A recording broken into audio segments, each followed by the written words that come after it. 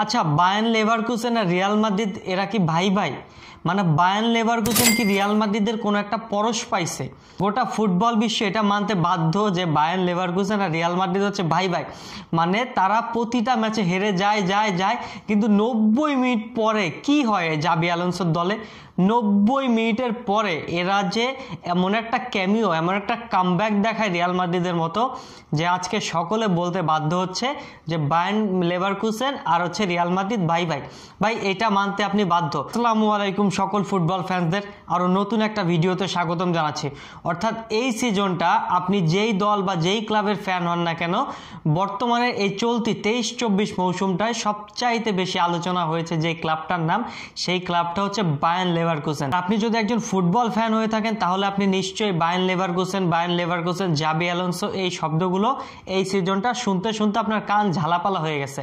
আর হবেই না কেন, আপনি কিন্তু একজন ফুটবল ফ্যান হিসাবে আপনি গর্ববোধ করতে পারেন, কারণ আপনি কিন্তু ফুটবলে একটা রূপকথার ইতিহাস, ফুটবলে একটা রেকর্ড বুক আপনি নিজের চোখে দেখে ফেলেছেন।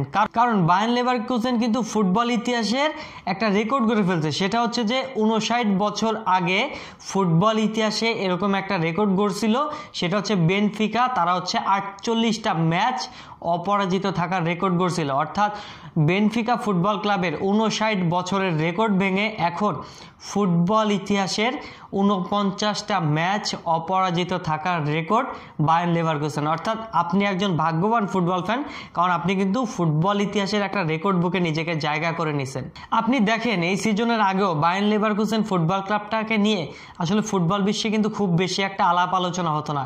অর্থাৎ একজন মানুষ, একজন দার্শনিক জাবি আলোনসো, তিনি বায়ার্ন লেভারকুসেনে আসলেন, দেখলেন, জয় করলেন এবং পুরো ফুটবল বিশ্বের কাছে বায়ার্ন লেভারকুসেনকে ছড়িয়ে দিলেন। অর্থাৎ জাবি আলোনসোর হাত ধরে বায়ার্ন লেভারকুসেন একের পর এক বিশ্ব রেকর্ড প্রতিনিয়তই গড়তেছে।